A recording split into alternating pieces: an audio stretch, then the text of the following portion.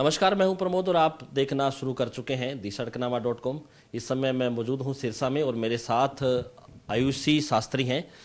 यूं कहूँगा कि धर्मोपदेशिका हैं और पिछले आज से चूँकि सिरसा के आर्य समाज मंदिर में जो वार्षिक उत्सव है वो शुरू हुआ है और ये यहाँ पहुँची हैं। हम इनसे चर्चा करते हैं।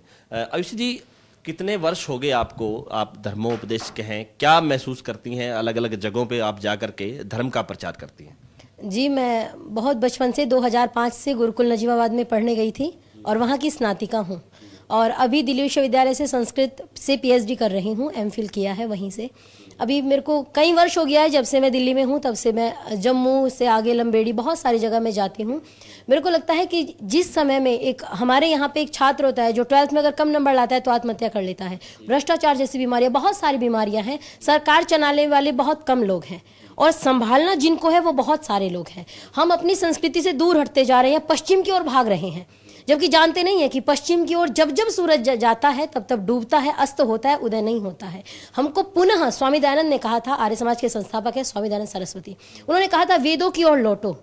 लोग कहते हैं आगे बढ़ो, उन्होंने कहा वेदों की ओर लौटो, क्योंकि जो हमारी संस्कृति का आधार स्तंभ है वेद, अगर उसकी तरफ लौट के आएंगे तो सब समस्याएं स्वयं सुधर जाएंगी। क्योंकि कुछ कार्य सरकार नहीं सुधार सकती, हमारे संस्कार सुधारेंगे। तो मुझे लगता है कि अगर आप चींटी का कार्य कर सकते हैं, एक जंगल में आग लग गई तो चींटी भी पानी ला रही थी, लोगों ने कहा इतनी छोटी है तो क्या करेगी। उसने कहा कि कुछ नहीं, मैं बहुत छोटी हूँ, मेरे से कुछ नहीं हो रहा है, लेकिन याद रखिए जब इस जंगल का इतिहास लिखा जाएगा तो हमारा नाम आग लगाने वालों में नहीं, आग बुझाने वालों में आएगा। तो हम भी यही सोच के काम करते हैं कि जब इस देश का इतिहास लिखा जाए तो हमारा नाम, आर्य समाज का नाम आग लगाने वालों में नहीं, आग बुझाने वालों में आया था, आया है और आता रहे। यही सोच के निरंतर हम इस क्षेत्र में प्रयत्नशील हैं। बहुत सारे लोग, आर्य समाज के गुरुकुल, अनेक गुरुकुल हैं, आर्य समाज रूपी संस्थाएं हैं। आज यहाँ पे देखा आपने बहुत सारे युवा उपस्थित हैं। उन युवाओं को संदेश केवल यही रहता है कि थोड़ी सी समस्या से डर के, घबरा के पीछे नहीं हटना है। याद रखिए कवि की पंक्तियां हैं, जब टूटने लगे हौसले तो ये याद रखना, बिन मेहनत के हासिल वो ताज नहीं होते और अंधेरे में भी ढूंढ लेते हैं मंजिल अपनी। जुगनू कभी रोशनी के मोहताज नहीं होते, जुगनू कभी रोशनी के मोहताज नहीं होते। और मुझे लगता है कि हमारे देश में जो वेद पढ़ने का अधिकार हमसे लुप्त हो गया था, नारियों को कहा जाता था वेद पढ़ने का अधिकार नहीं है, सुनने का अधिकार नहीं है, स्त्री शूद्र ना अधियताम जैसे प्रोपेगेंडा चलाए गए बड़े बड़े कि नारी वेद नहीं पढ़ सकती, फलाना जाति नहीं पढ़ सकती। स्वामी दयानंद आए, उन्होंने यजुर्वेद का मंत्र दिया और कहा यथेमाम वाचम कल्याणी मां वदानी जनेभ्यः ब्रह्मराजन्याभ्याम शूद्राय चार्याय च स्वाय चारणाय। अर्थात मनुष्य मात्र को, उसमें किसी भी जाति संप्रदाय का कोई मतलब नहीं, क्योंकि आर्य समाज में कोई जाति का मतलब है ही नहीं। वर्ण व्यवस्था है, ब्राह्मण क्षत्रिय वैश्य शूद्र, जैसा कर्म करेगा वैसा बनेगा। उन्होंने कहा कि मनुष्य मात्र को वेद पढ़ने का अधिकार है। तो आज हम वेद पढ़ पा रहे हैं तो उन महर्षि देव दयानंद के ऋणी हैं कि आज नारी शीर्ष पे पहुंची है। इस देश में अगर 3 सेनाध्यक्षों के साथ कंधा मिला के निर्मला सीतारमण देश के आसियान देशों से लोगों का स्वागत करती हैं तो निश्चित रूप से प्रत्येक नारी के लिए गौरव का क्षण होता है। और ये कहीं ना कहीं महर्षि दयानंद की देन है। विश्व स्वीकार करे ना करे, देश स्वीकार करे ना करे, लेकिन इस योगदान को मानना पड़ेगा। क्योंकि का वफा की राह में न जाने क्या क्या रंज गुजरे, जहाँ से कोई ना गुजरे वहाँ से दयानंद गुजरे। एक उनको प्रेरणा स्रोत मान के हम कार्य करते हैं कि एक व्यक्ति जो अध्यात्म से जुड़ा, आज हम कहते हैं सारी विद्या इंग्लिश में है, लेकिन वो व्यक्ति कभी इंग्लिश नहीं पढ़ा है। उस व्यक्ति ने संस्कृत को पढ़ा, संस्कृत को जाना, वेद को जाना और इतना आत्मविश्वासी, केवल ईश्वर पे विश्वास करने वाला, अपने जीवन में इतना कार्य कर गया।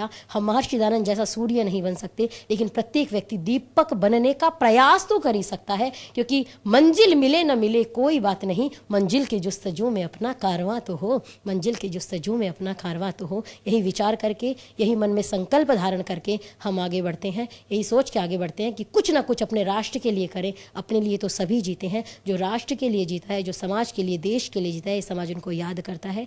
वही हमारे प्रेरणा स्रोत है महर्षि दयानंद सरस्वती। जैसे वेस्टर्न कल्चर दिन प्रतिदिन ग्लोबलाइजेशन का एक जमाना आता जा रहा है, आप कह रहे हैं कि वेदों की तरफ लौटो, कहीं ना कहीं ऐसा आपको नहीं लगता कि वेदों को खतरा होता जा रहा है? वेस्टर्न कल्चर का जो जमाना है वो बहुत ज़्यादा बढ़ता जा रहा है, तो ये जो गुरुकुल की शिक्षा और ये चीज़ें लुप्त होती जा रही हैं।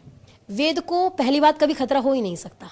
वेद सार्वभौमिक है, सार्वकालिक है, उनको कभी खतरा नहीं है। वेद की जो शिक्षाएं हैं वो आज प्रासंगिक है। माता भूमि पुत्र हम पृथ्वी, वेद की शिक्षाएं सुनिए। ये भूमि मेरी माँ है, मैं उसका पुत्र हूँ। इससे किसको खतरा? वेद को कभी खतरा हो ही नहीं सकता। हम वेद का पालन कर रहे हैं जीवन में, हमको पता ही नहीं। अनुव्रतः पितु पुत्रो मात्रा भवतु सम्मनः। पिता जो बच्चा जो है वो माँ, पिता का अनुवृत्ति हो, माँ की आज्ञा का पालन करने वाला हो। तो अगर हम वेद की शिक्षाएं मानेंगे तो वृद्धाश्रम नहीं खुलेंगे, वानप्रस्थ आश्रम खुलेंगे, वृद्धाश्रम खुलने बंद हो जाएंगे।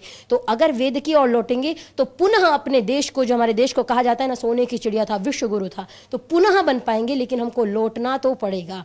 मैंने कहा ना, पश्चिम की ओर जाएंगे तो डूबेंगे। हमारे देश की तरफ सबकी निगाहें थी।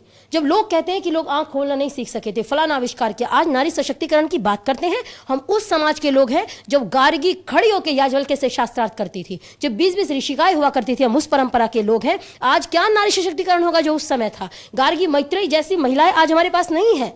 वो सशक्तिकरण था जब वेद के पास थे, तब सशक्तिकरण था। आज तो हम केवल पश्चिम के पीछे भाग रहे हैं। हमको ये भी नहीं पता हमारा उद्देश्य क्या है, हमको जाना कहाँ है। इस देश को भारतस्य प्रतिष्ठित वे संस्कृतम संस्कृति था, इस देश को यहाँ की संस्कृति के लिए, यहाँ की संस्कृति के लिए जाना जाता है। जिसके लिए हमको जाना जाता है उस दिशा में अगर आगे बढ़ेंगे, और गुरुकुल आज भी प्रासंगिक हैं उतने ही। जैसे मैं, लोग कहते हैं संस्कृत पढ़ के क्या करेंगे, पंडे पुजारी बन जाएंगे। आम लोगों में धारणा है, शायद आपकी भी वो बहुत सारे लोगों की है, कि जी संध्या करेंगे, यज्ञ करेंगे और क्या करेंगे अपनी जिंदगी में। तो मैं इस उम्र में, जैसे आपके सामने हूं, 24 वर्ष की हूं, और मैं अपने उम्र में एमफिल, एमए, पीएचडी कर रही हूं। जेआरएफ कर चुकी हूं, नेट क्लियर कर चुकी हूं।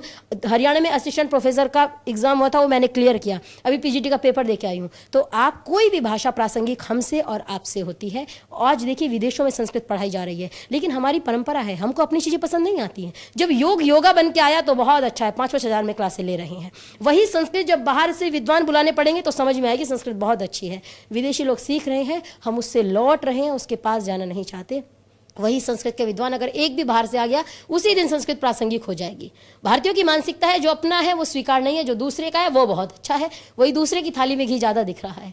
अपने धर्म को, अपनी संस्कृति को स्वीकार करेंगे तो निश्चित रूप से हमारा भी उद्धार होगा, आत्मिक उद्धार होगा, सामाजिक आर्थिक दोनों उद्धार होगा। तो इसीलिए अपनी संस्कृति की ओर पुनः लौटना भी चाहिए, और वेद को कभी खतरा हो ही नहीं सकता। आज भी प्रासंगिक है, पहले भी था, हमेशा रहेगा, जब तक सृष्टि है तब तक। क्या लक्ष्य है आपका? आप संस्कृत में पीएचडी कर रही हैं, क्या लक्ष्य क्या आपका? मैं चाहती हूँ, जैसे बहुत सारी महिलाएं या बहनें होती हैं, जैसे 12वीं तक गांव में स्कूल है, 12वीं तक पढ़ लेती है, आगे उनके पास कोई उद्देश्य नहीं है, साधन नहीं है, माता पिता से रिक्वेस्ट करती है मैं आगे पढ़ने जाऊं, क्योंकि बहुत सारी समस्याएं उनके सामने आती हैं। मैं सोचती हूँ कि बहुत सारे जो उनके पास शिक्षा का अधिकार नहीं है, जिनको शिक्षा से वंचित है, उनके पास में जाके अगर पैसा कमाएंगे तो आप 5 बच्चों को पढ़ा पाएंगे, आप 10 बच्चों को पढ़ा पाएंगे, उनको संस्कार दे पाएंगे। मैं चाहती हूँ कि मेरे साथ या मेरे साथ रहने वाला, मेरे साथ चलने वाला, मेरे को सुनने वाला बच्चा देश विरोधी गतिविधियों के साथ नहीं हो, देश का समर्थन करने वालों के साथ हो। राष्ट्र की एकता, अखंडता की रक्षा करना हमारा कर्तव्य है, ये मौलिक कर्तव्यों में कहा गया है, उसका पालन करने वाला हो। तो अपने आसपास ऐसा वातावरण रहे कि इस देश के लिए हम सब समर्पित रहें, क्योंकि माता भूमि, भूमि मेरी माँ है, मैं इसका पुत्र हूँ। तो प्रत्येक व्यक्ति का दायित्व है, यही उद्देश्य है कि एक भारत, श्रेष्ठ भारत, अखंड भारत पुनः निर्माण हो, पुनः वही विश्वगुरु के लिए जो हम जाने जाते थे, पुनः उसी पद पर प्रतिष्ठित। हमारे साथ आप लगातार बने रहिए, हमारे यूट्यूब चैनल को सब्सक्राइब कर